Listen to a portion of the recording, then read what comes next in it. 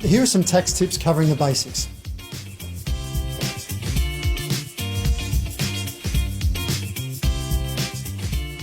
Whether you use a tax agent to prepare your tax return or do it yourself, the key to making tax time easy is good record keeping. You'll want to keep records for the period you own the property and for 5 years after you sell.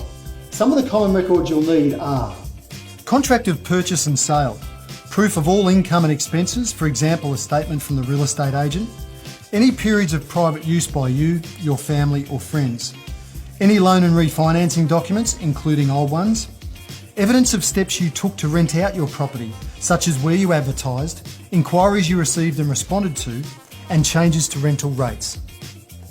Keeping good records helps you declare all of your income and claim everything you're entitled to. Plus, when you sell, capital gains tax may apply. Accurate record keeping will ensure you pay the right amount of tax.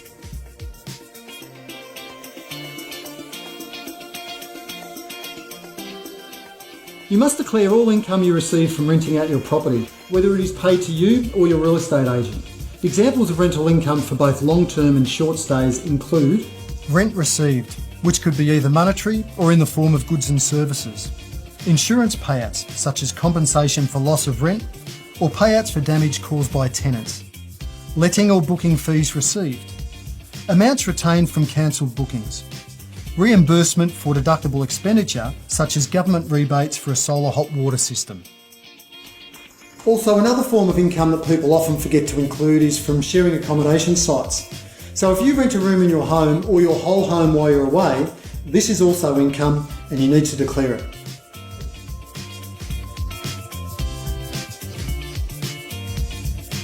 Many of the expenses associated with your rental property will be deductible, but not all of them.